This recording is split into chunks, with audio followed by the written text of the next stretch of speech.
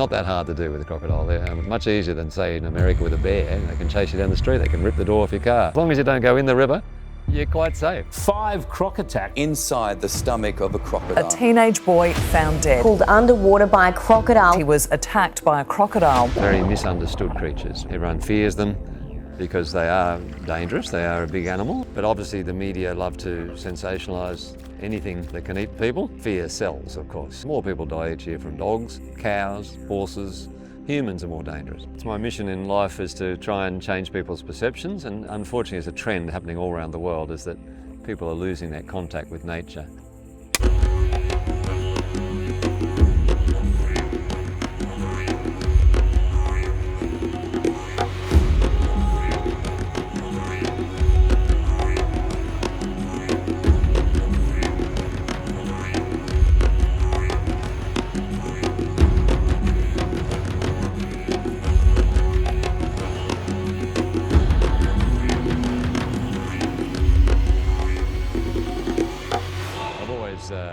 Like the underdog, you know, in nature, and crocodiles really interested me in that area, that they're such a misunderstood animal, and I really wanted to learn more about them, and yeah, eventually got into this line of work. Still in it. 27 years later, I've been going up and down the Daintree River here, and I love it.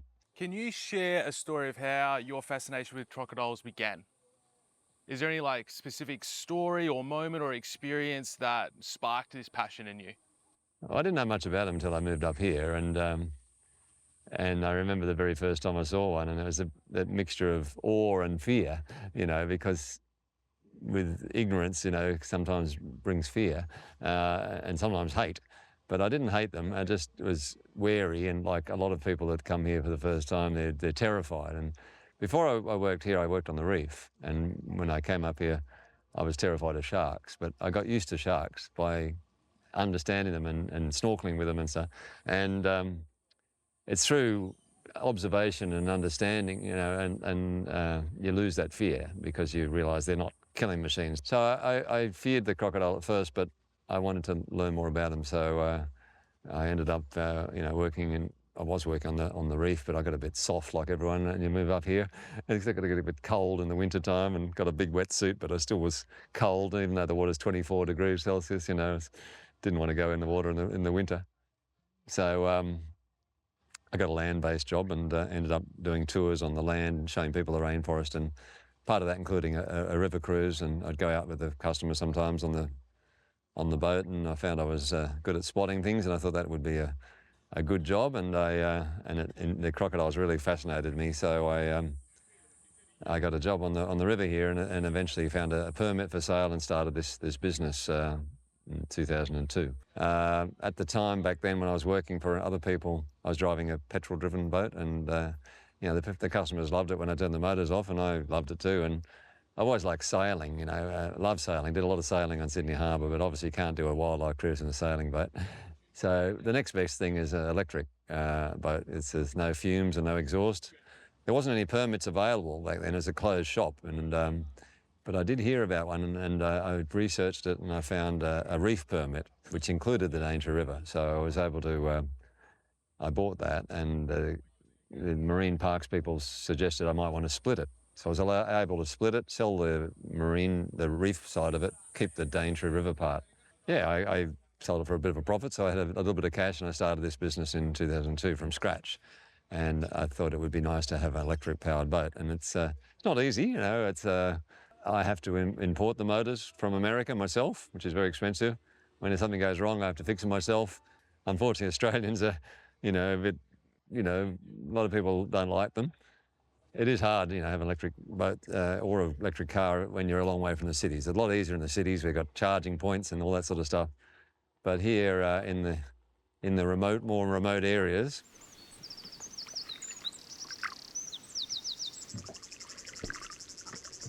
What do you find most captivating about crocodiles and the ecosystem that they live in? Yeah, like I said, very misunderstood creatures. Everyone fears them because they are dangerous. They are a big animal, and of course they can kill us and eat us. So we have to be wary, and we have to be smart around crocodiles. But as long as you follow the rules, you can 100% avoid getting eaten by one.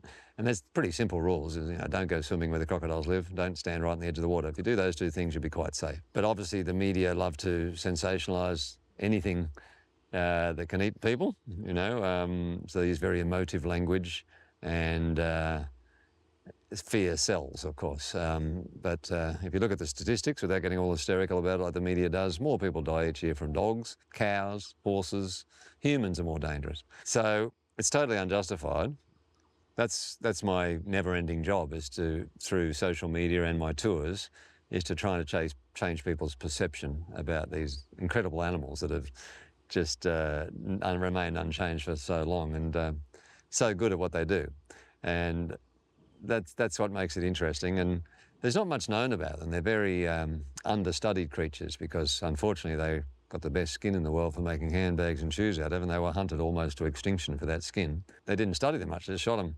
And now that they're recovering, they're obviously returning to their normal habitat. And so a lot of those places they're returning to are people's favourite swimming spots. And there's a lot of human-crocodile conflict. I find it's my mission in life is to try and change people's perceptions and to get people to learn to live with nature. Unfortunately, there's a trend happening all around the world, is that people are losing that contact with nature. They like to see it in a zoo behind a glass case. They don't realise that where they're living used to be the animal's habitat, and the suburbs have moved into the crocodile's habitat. And people move up from the cities, and they're just horrified when a crocodile swims past their front door, in the river. And they want the government to do something about it. But the trouble is that the government can't do anything about it. They do, unfortunately. They come and take the crocodile away, and everyone thinks they're going off to a better place, but unfortunately they're not. They're being killed. They used to relocate them, but they come back. When they've tested that with GPSs, they come back from hundreds of kilometres away, so it's a waste of time relocating them. Sending them off to zoos, but the zoos are all full. They don't want any more unless it's a big one and trade it in. Even send him off to crocodile farms, but the farms don't even want them, because they've got their own breeding stock now. They grow their own little crocs up to become handbags and shoes, and the big ones from the wild are usually damaged, got scratches from going over logs or fighting.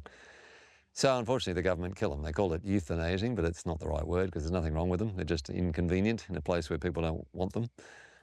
And the trouble is they kill them, and everyone thinks the problem's fixed, and they go swimming again. But of course another crocodile is going to come and take its place the next day, the next week, next month. And it's the one you don't see, it's the one you have to worry about, the sneaky one that comes in overnight. They're incredibly good at hiding and holding their breath. So we have to, it's all about, what my message is, it's education rather than eradication. We've got to teach people how to live with these animals, because the only way you can make people safe is through changing people's behaviour, rather than trying to kill every crocodile, because there's always going to be another one coming back. Even back in the 70s, when they shot just about every crocodile in Australia, if you do stupid things and start swimming in crocodile habitat, then sooner or later something nasty is going to happen. But like I said, very easy to avoid if you follow the rules. That's what makes it interesting. There's two things. One is trying to change people's perception about crocodiles, and hopefully they go away from my tour or reading my social media to appreciate these awesome creatures. We're very lucky here to have these apex predators in Australia, and people come from all over the world to see them. There's a fascination with them. I guess part of that fascination is that they can eat you, but they just are an incredible reptile that is purely adapted to their habitat, and haven't needed to change, like I said, for 80 million years.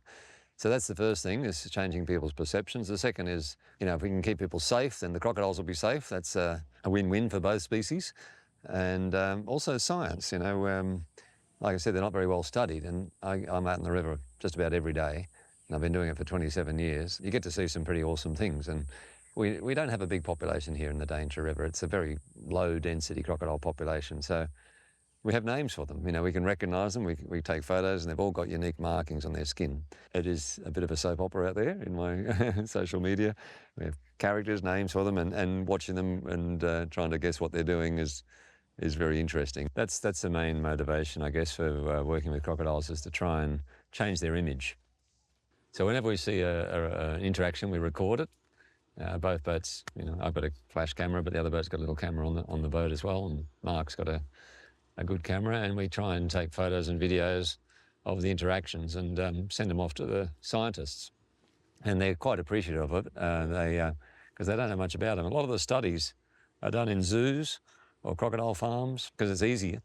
But they behave differently when they're in captivity, just like humans. Crocodiles get a bit more aggressive when they're locked up. There's not much study done in the wild, but because our crocs are very used to us, they do know the boats and they go about their normal business with us watching. If we go to another part of the river, we can't get as close to them as we can in this area because they know the individual boats. We send these videos off and they have been really appreciative of it. And, you know, for instance, if you read the textbooks about crocodiles, it says the breeding season, the mating season is September, October, November. That's generally the mating season. And that is definitely when a lot of things happen, as it's warming up. But they say in the textbooks that you won't see the crocodiles together at any other time of the year. They're very solitary animals. In my opinion, in my experience anyway, from about mid-June, once the crocodiles finish looking after their babies, very maternal by the way, they finish looking after their babies, we see them hanging out together, male and female. I call it the pairing up season, where they're just sort of working on their relationships. So in the winter, they might be lying on the bank next to each other, holding hands, touching hands anyway, touching noses, very romantic, and, you know, just lying there and getting used to each other. And occasionally, I've seen them mating in May, June, July, August. So I've got all these videos of this happening, and I've sent them off to the people that wrote these books. They kept on writing back and saying, "You sure it's the right date? You know, it's not the mating season." And I said, "Yep, it's the right date." And eventually they said, "Well, we better come and have a look." So I got a couple of the world's foremost crocodile scientists who wrote this textbook that everyone refers to, came up here and stayed with me in my house, and it was very nice, and came out in the boat for about a week, and yeah, we showed them some interactions. They said, "Oh, that's really interesting. That's really good to see." And it said, "It seems like we've been you know, not getting out enough." We're in our universities writing up our reports. We have limited funding and time to go out and look at them in the wild. And I think the most interactions are going to happen that they look at the gestation period before the nesting time. The nesting time is always November, late November. So the lead up to that is when you're going to get the most mating, which is true. But they're missing out on all this stuff because of the winter, where they are occasionally working on their relationship. So it's quite obvious when you're out there all the time that the females that know the dominant male here, he's called Scarface, when he comes along, they're interested, they're ready for his approach because he's done all the groundwork, and sometimes they get friendly.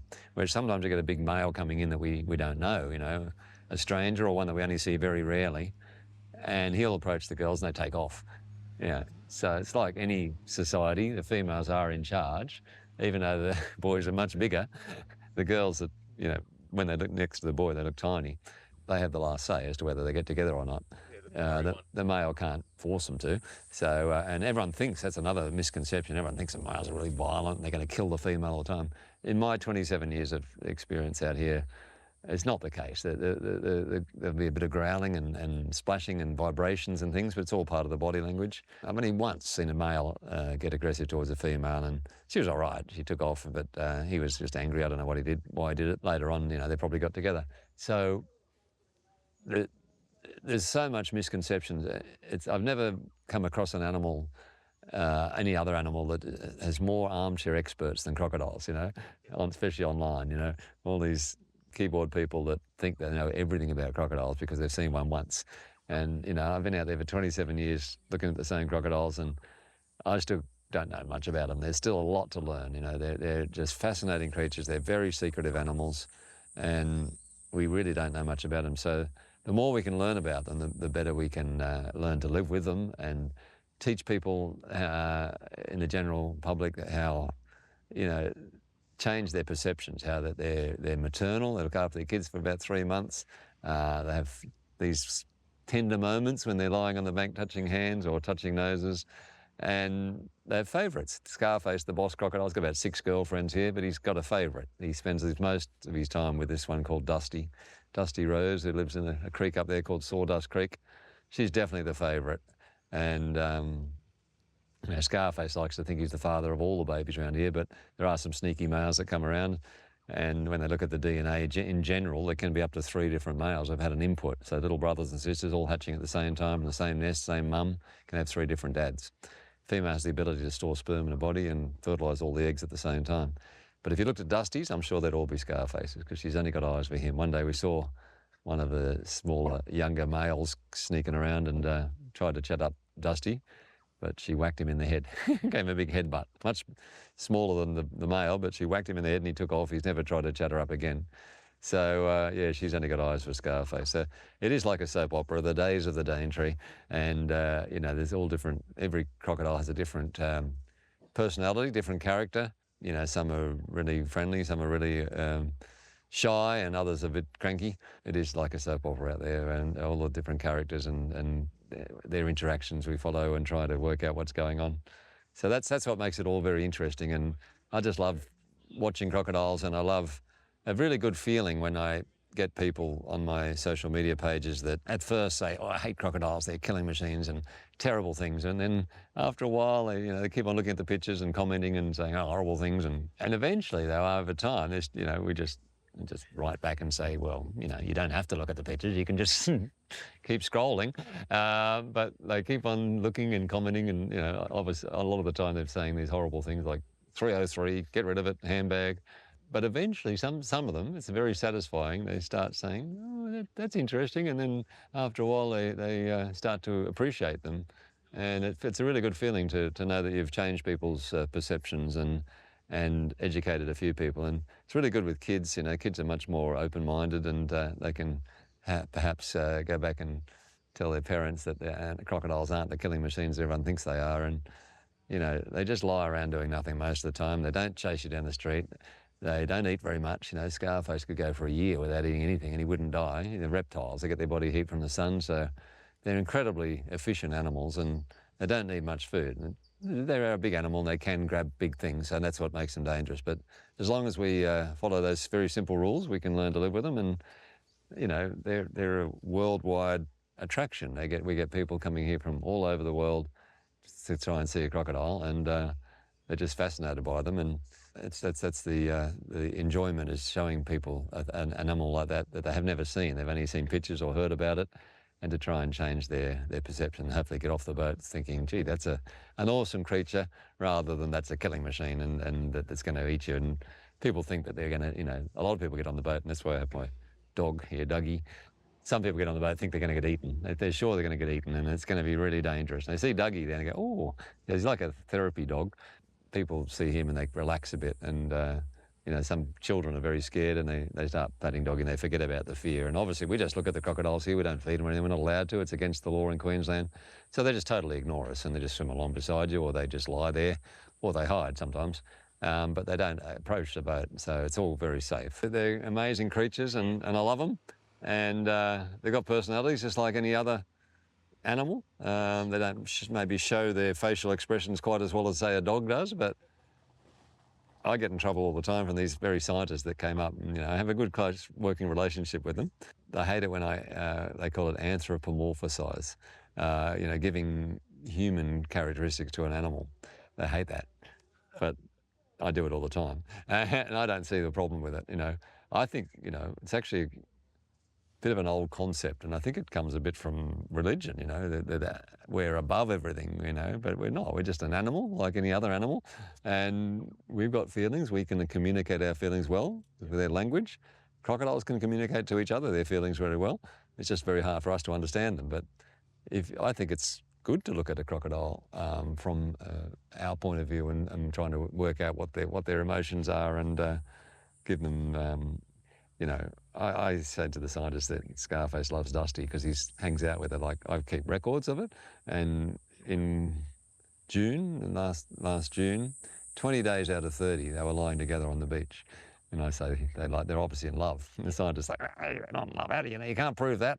I said, well, how do you prove a human's in love with another human? How do you prove that, And I'd say to them, well, do you have a dog? Do you know when your dog's happy? Do you know when your dog's sad? Do you know when he's jealous?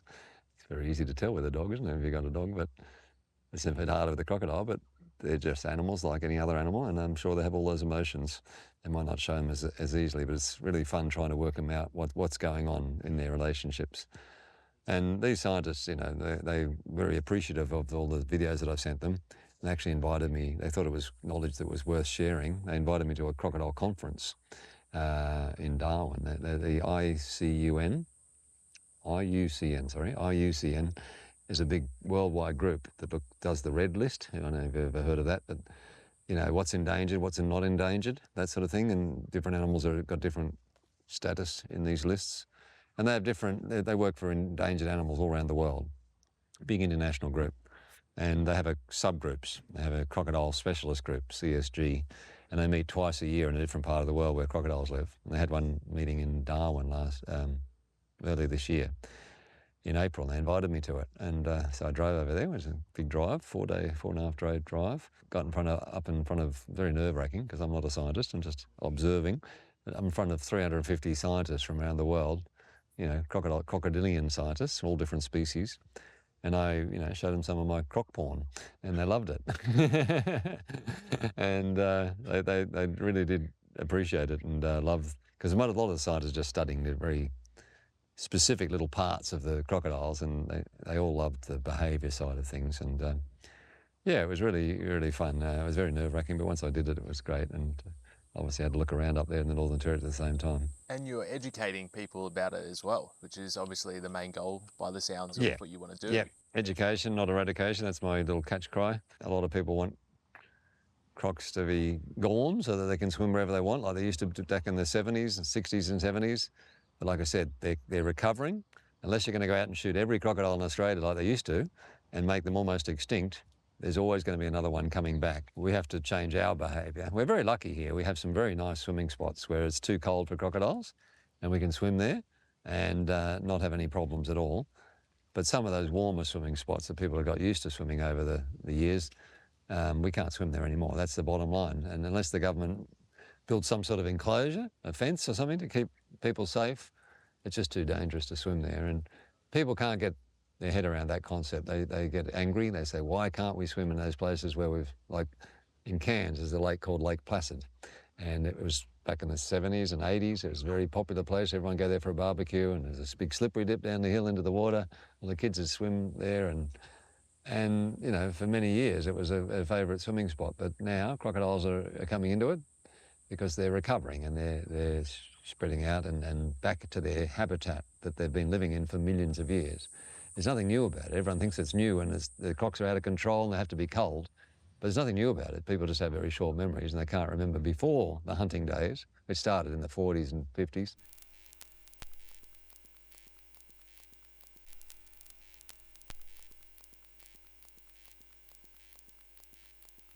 Your encounters, like what's some of the most memorable encounters that you've had on your tours with the wildlife, particularly crocodiles? Oh, most memorable is like I said, the interactions, you know, and the language. You know, the crocodiles generally very quiet, don't make much sound. They're not like the alligators in America. They're much more vocal, just like their human counterparts. But the crocodiles are strong, silent type. But when they meet, there's some sounds which are fascinating, and I love trying to record them. And through that meeting, I went to met some scientists, and one of them, girl's trying to study the language of crocodiles, and she comes up here regularly. She's the University of Sunshine Coast, but she comes up here, and take her out and, you know, and try and get recordings. And if I get any videos, I send them to her. And we do come out at night a bit. There's a little bit more happening at night, and they do these different sounds. Sometimes old Scarface is just cruising around, and he'll just stop in an entrance to a creek, lift his tail up and his head up, and if you get your camera ready, he bites the water really hard, really quickly, and it makes this noise like it's like a gunshot going off, and it's really loud, and it sends out a big message, I guess, to the other crocodiles that he's the boss. And that's really great to see that and hear that. When a male's approaching a female and she's on the bank in the wintertime, she'll lift her head up, roar like a lion. It's a great sound, really loud. Everyone thinks the males roar, but in my experience, I've never heard a male roar, and I've asked lots of people online to show me some videos or proof of it, but nobody's really come up with anything, except when they're being caught in captivity. I mean, obviously it's very different. They're being caught, they're protesting.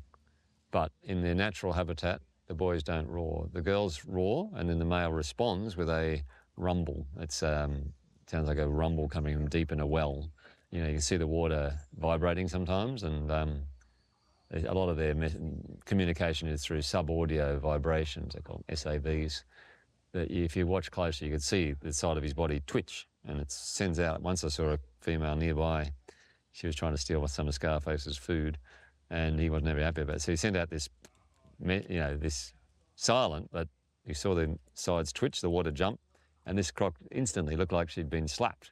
Yeah, so it's a very tangible thing that the other crocs can feel, that vibration through the water. So they're the most memorable things, is when there's some vocalization, and I always try and get that on video if I can. Sometimes I have to ask my guests to, even though it's very interesting to try and, for science, to try and be quiet while I'm videoing and get all excited once they're finished. But, and they're pretty good usually. But if you don't ask them, there's lots of oohs and ahs, because it is fascinating seeing these big living dinosaurs. They call them living dinosaurs. They predate the dinosaurs, just, doing stuff where they're interacting and roaring and vibrating and all that sort of thing. So they're the most interesting times. Like I said, most of the time they're just lying there. But then when they're just lying there, they're still, they know when other crocs are around. They're never really fast asleep. Even in the daytime, they do this thing that whales and dolphins do, and some birds do it as well. It's called unihemispherical sleeping. So it means half their brain's asleep, the other half's awake. So they're never really fast asleep. They're always aware of what's going on around them. So they're always aware when there's another crocodile coming. What's your goals with Solar Whisper? Like, where you want to take this in the future? Oh, well, just keep on doing it as long as I'm capable. Eventually, I guess I'll step back a bit, but I hope the business will keep going, and I'll always be trying to study them. Even if I'm not doing tours, I'll be coming out here at night or whatever, and trying to get videos and trying to learn more about them, because there's just so much to learn. They really are very understudied animals, and like I said, the more we can know about them, the safer we can keep the species and the humans, the two species, and help them live with each other.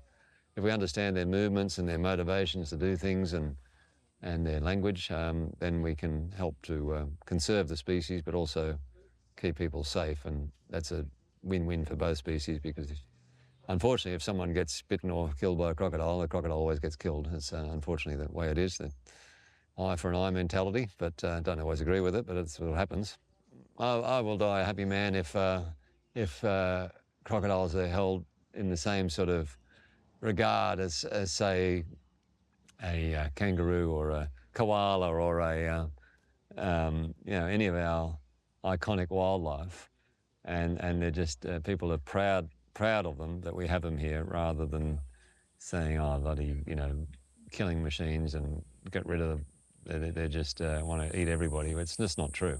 They're very easy animals to live with, and so I will keep on, with that message. It does. There's a lot of, because they're a big animal, there's a lot of egos involved with, and like I said, a lot of armchair experts, and everyone's obsessed by the size. It's a real, everyone's just wants to say they've seen the biggest one, and it's so hard to judge the size of a crocodile. Even when I'm out there all the time, the same crocodile, some days looks huge, other days looks small. Just depends on who you've been looking at before, or how long since you've seen it. And, without getting the tape measure on it, it's very hard to know the size of it. I've measured Scarface indirectly. He was lying on the bank one day, stretched out between two logs, and then when he was a long way away, I put the boat there to protect myself and measure between the two logs. That's the safe way of doing it. And I think he's about 4.7 metres long. 4 to 5 metres is normal sort of size for a big crocodile. Obviously, they get bigger in the pub. The more drinks you have, the bigger they get. Everything gets bigger in the pub. So there's all sorts of stories, and there's a statue in the main street of Normanton on the western side of Cape York there, of the biggest crocodile that they reckon that this lady shot back in 1957. They said that was 8.6 metres long. And the statue is just massive, and they say it was built to specifications of from the actual croc that was shot, but it's not. It's a terrible statue. It's got a huge head, much bigger than its body. It's all out of proportion. But lots of people say that they know they've got 5 and 6 metre crocodiles, and it is possible, but generally they're between 4 and 5, and it's very hard to judge it. But there's a lot of croc measuring going on, if you know what I mean. There's even a bit of racist stuff, because the saltwater crocodile is not unique to Australia. It's found all the way up to India. And there's a place in India where it's very interesting, they've decided that they're going to make this area a crocodile sanctuary. And, it's not easy in India, there's so many people. And, they're a dangerous animal, and there wasn't hardly any there, but they decided they would. And it's been a real success story. They've got some massive crocodiles, and they put them on social media. They're trying to get tourists to go there. You know, a lot of Australians on there, it's not an Australian saltwater crocodile. They wouldn't know what a big one is. They think ours are better. You know, it's patriotic with our big crocodiles here, but you know, they can be big in anywhere. In fact, the biggest one ever officially recorded without any alcohol involved was in the Philippines. You know, it was a 6.2 metre long crocodile. It was in captivity, so it was measured all accurately. So, but I'm sure we did have some 6 metre ones here in the old days, but they shot them all, unfortunately. You know, it's possible they could get back, but although some people think that it was a bit of a trophy sport back then in the old days, and they always shot them through the big ones, so the gene pool for the big ones might be gone, and they might never get that big again. But definitely there's 5 metre ones around, and that's a big crocodile, 5 metre crocodile. Is Scarface the biggest one you've encountered? He's the biggest one around here, but I've seen bigger ones come and go, but he's the main one here. He's the dominant male, but the other ones come and go, but they don't usually hang around. He's an old man. He's not fighting anymore. He used to fight a lot, but his territory is getting smaller. So one day he might leave us, which would be a very sad day for us. He'll either die of old age, or he'll go and find a quieter place to live where there's less pressure. He has conceded a bit of territory. His territory is smaller than it used to be. He used to have about 15 girlfriends. Now he's going to go about 6. So, but yeah, that's all he needs. He's still doing quite well for the area that he's got. He runs a lot on his reputation. You know, he doesn't fight anymore, but he used to fight a lot. And he's got no teeth, right? Hardly any teeth. He's got about 2 small teeth, yeah. They're supposed to have 66. He's got 2. They knock each other's teeth out when they're fighting. You know, that's why he's got scars from fighting. They hit each other really hard with the side of their head. They do go back. They get thousands of replacement teeth. That's one. That's not Scarface's, but that's a crocodile tooth. New one pushes the old one out and they end up on the bottom of the concrete pond. Out here we just don't see them. They end up in the soft mud and disappear. Sorry. What are you most proud of with your journey in Solar Whisper so far? I'm proud that I made myself a job from scratch, you know. So, and when I started, I thought everyone would love to, you know, an electric boat and solar powered and nice and environmentally friendly and no impact on the river, no impact on the wildlife. That's why I did it. You know, like I said, it's not easy because there's no mechanics. I have to fix everything myself. It'd be a lot easier to have a big old petrol boat motor on the back and get the local mechanic to fix it, but it's worth it, you know, even though I'm waiting, you know, like electric cars, the technology is increasing and improving dramatically all the time. I'm waiting for it to trickle down to boats, you know. It's taking a while because everyone wants to go fast in their boats. You can get an electric boat that goes fast. You can go water skiing behind it. You only get about an hour out of it, and then you've got to go and charge it up for 6 hours. So the battery technology is what's holding it back, but it's ideal for this, what I do, because we're only going slow. And it's ideal for looking at wildlife and not having impact. And it's really good to, I'm really proud that we don't disturb the wildlife. With no big wash, no exhaust or fumes, and no big waves. So it's minimal disturbance of the wildlife as we observe it and their natural behaviour. So I'm proud that I started this business. It was very hard at first, and I was very quiet for many years and just taking a few people out each day and struggling. But now it's doing well, and got a bit of a following through social media, and that helps to bring people here. And I think that message is getting out there. I think we're having an influence on the general area, you know, like the local tourism authorities. In the past, they've not liked crocodiles. They just don't go with their marketing image. They, you know, market 4 Mile Beach in Fort Douglas, girl in a bikini sitting on the beach with a nice sea behind. And, you know, having a crocodile swim past behind it just doesn't fit with their image. So there was a time, Bob Catter, you've probably heard of him, yes. Crazy politician, wanted to bring in a bill through Parliament to basically shoot every crocodile he wanted to and bring in trophy hunting. They thought that would be good for tourism. Totally out of touch with what people really want here. People come here for natural wildlife, not dead wildlife. And, you know, that's only very few people that are into that sort of thing. Rich dentists from America that want to shoot something and take a selfie with it. And it's just not sustainable. You know, crocodiles have this terrible success rate with their breeding, and, you know, less than 1% of their eggs that they lay will make it through to being an adult crocodile. And, you know, you shoot a few big ones, the population would go downhill very quickly. So, and it's just not the right image I think Australia wants to portray as a place where you come and kill the wildlife. So I was fighting against that legislation, put in a submission to, you know, disagree with it. And I was the only one around here that did it. And even the tourism authority in Fort Douglas was for it. We had a meeting in Port Douglas where they came up and a panel, and they call up the people that want to discuss this legislation. And yeah, the local tourism lady was saying we all don't mind crocodiles, you know, in their place. We just don't want them on the beach. I said, well, the beach is part of their habitat, and there's nothing. There's no fence across the mouth of the river. You can't keep them out in the river. And so for many years, you know, all the posts I do of crocodiles, they wouldn't share them. So they only post photos of crocodiles in zoos. They're really reluctant to put any in the wild, and they're trying to just pretend they don't exist. But they're slowly changing, and they're starting to accept that they live here. They're part of the whole attraction to this area. People don't realise how big a nature tourism can be, you know, especially overseas people. They come from cities where it's very busy and they've just got no interaction with nature. And to come here and be able to cruise around with a lot of natural looking landscape and to see these animals in the wild, you know, not in a cage, because there's so much, they just behave so much differently in the captivity in the, you know, concrete pond. It's not very nice. And No. you know, I know zoos have a place, but it isn't very nice seeing them out there in the wild, in their natural habitat, doing their natural thing. And most people understand that, you know, you can't guarantee you're going to see them every cruise, but we usually find some small ones. They're the most reliable ones. We ask our customers this time of the year, especially when it's warm, the big ones spend a lot of time on the bottom. We ask our customers to try not to be sizist and enjoy crocodile no matter how small it is.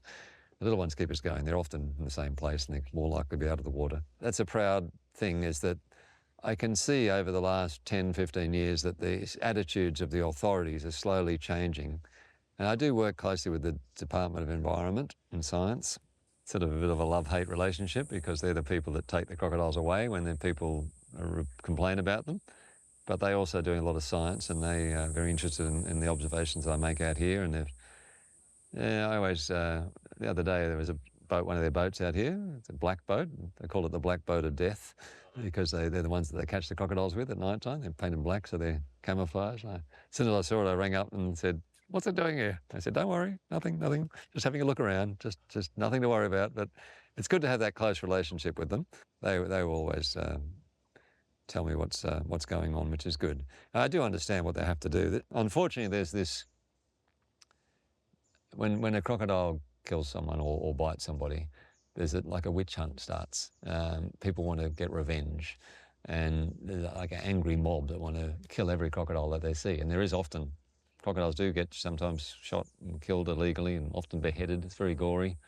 If the Department of Environment go out there and catch a crocodile, if that's the martyr, then everyone calms down.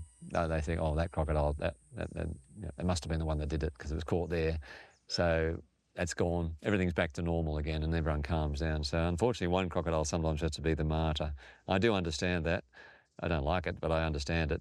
You know, a crocodile that's bitten a person is no more dangerous than one that hasn't bitten a person. They're just being opportunistic.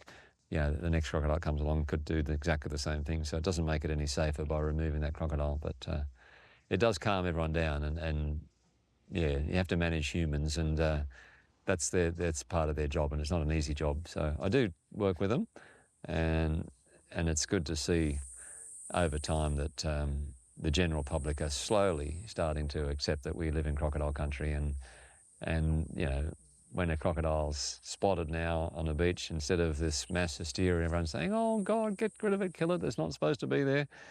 A lot of people, you see it on social media, are saying, yeah, it's a crocodile in its habitat. What's the big deal? There's no danger walking on the beach as long as you don't swim there. You know, you swim what the flags are. The lifeguards have drones these days and trained to keep an eye out for crocodiles, so they see one, they'll close the beach.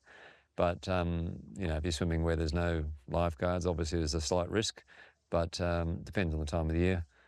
And obviously you should never swim at night or dawn or dusk, but middle of the day, if the water's nice and clear and clean and you can see the bottom, then it's fine. But if it's murky, I wouldn't go. I'd just go for one of the creeks like Mossman Gorge. Lovely place to swim, too cold for crocs, very refreshing. This time of the year, the water's like a bath anyway. It's not. And the stingers can kill you. They can kill you just as much as a crocodile can, but nobody is talking about shooting jellyfish because it's too hard. It's the crocodile just, unfortunately, is the receiver of a lot of hate. A lot of people like to hate crocodile because it's can kill us, but then they're just, I think it's the ignorance of what they can do. Ignorance leads to fear, and fear can turn to hate. So if we can change around that by teaching people about what crocs can do and what they can't do, like I said, they don't run on the land very far. They just grab things that are near the water, and you can be safe if you're back more than the length of the crocodile. You can still go out fishing and boating and stuff, and if you want to fish from the bank, you've got to just be back a bit, and you can still do all the things that we like to do up here around water, as long as you're just aware that there could be a crocodile there. Like I said, they don't eat much, but there is the opportunity. If there's an opportunity there, they'll take it, and you have to always just assume that there's one there that's thinking about doing that opportunity, taking that opportunity. So you never should let your guard down. It's easy to do because they're so complacent. Complacency is what kills, and they're very good at hiding, and people just get a bit slack and think, oh, there was probably not one there, and they go down and wash their hands, and that's when tragedy can happen. But you always got to have that in the back of your head, that it could be a crocodile there, even if it's very shallow, still really good at hiding. If you could be remembered for one thing through your work with Solar Whisper and conservation, what would that be? Well, like I said, just changing people's attitudes, and it's very satisfying to see that, you know, this newspapers like the Cairns Post that go out of their way to try and stir up, because it sells papers, you know, stir up the hysteria. And even the ABC was doing it the other day, and you like to think the ABC are a bit less, you know, hysterical, but they, you know, there's some people got stuck in a crossing up in Cape York somewhere, and they said they were in crocodile-infested waters. They weren't. They were on a road, you know, and there's no danger at all to them, but they hyped it up.